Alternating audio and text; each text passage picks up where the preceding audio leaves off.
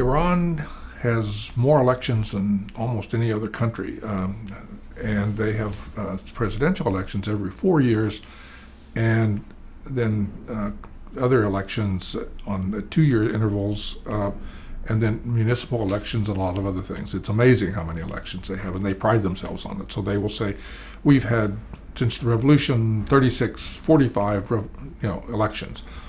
And in fact, each one of them is rather different.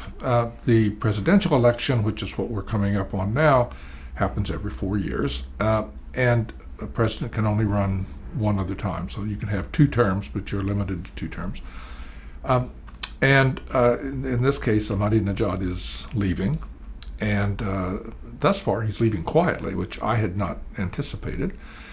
But replacing him is going to be a different sort of thing. In the past, whenever the Iranian people had an opportunity to vote against the regime, they did.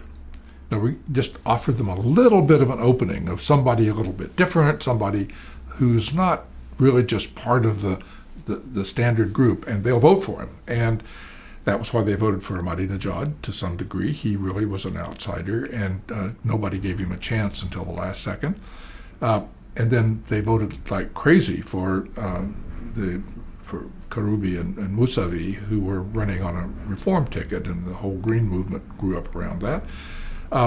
And they turned out in the past for candidates like Khatami, who was really an outsider as far as the regime was concerned.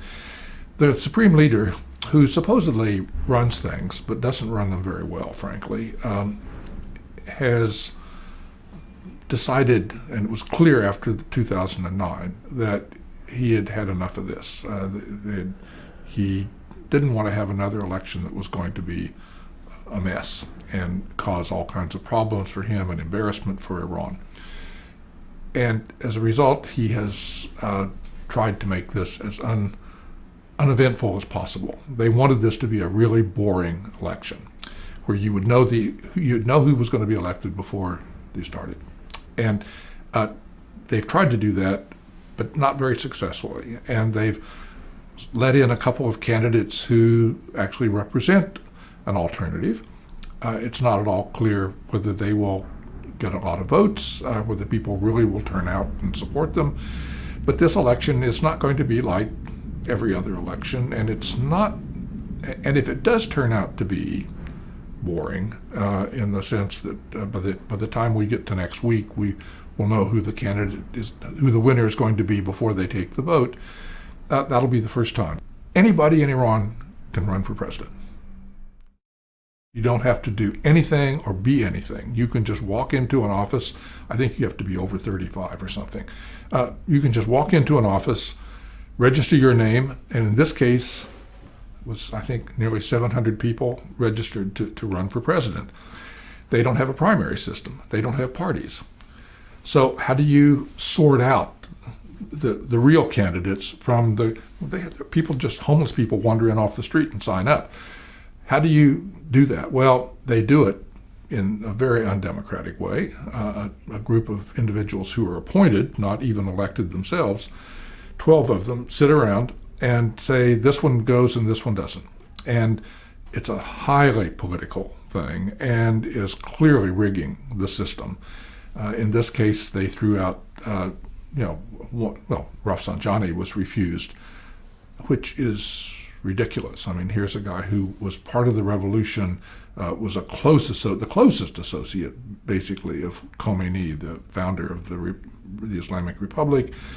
He has been the president of the country on one previous occasion. He's had every major job that you can imagine, and now they're saying that he's not, he's not credentialed enough to run for president. It's so obviously just a political ploy. So it makes them look really bad. And a lot of people thought Rafsanjani wouldn't even put his name up because of the chance he would just be humiliated.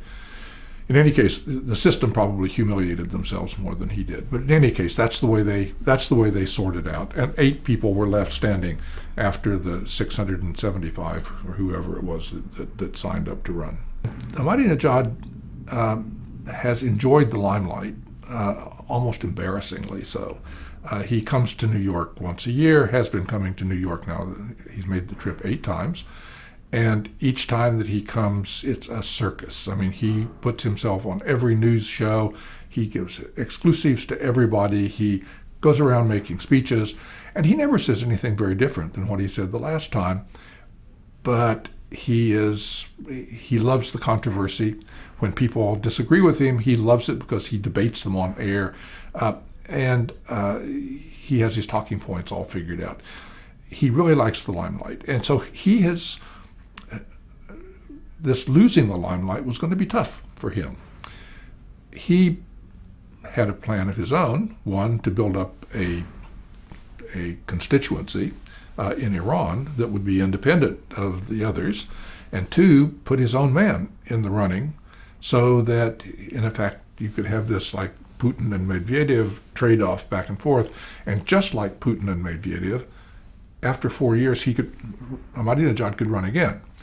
It's not 2 terms forever. It's 2 terms, and then you have to set out at least one, and then you can come back. So he did put in this man.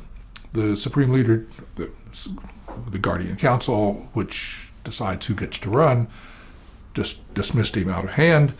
And so I thought we would have a lot of noise coming from Ahmadinejad. He has threatened that if he's badly treated, he will reveal secrets of the regime. He will talk about secret bribery that's going on, corruption inside the high levels of the regime, and all of this. And ever since his man was eliminated from the running, he hasn't said a word.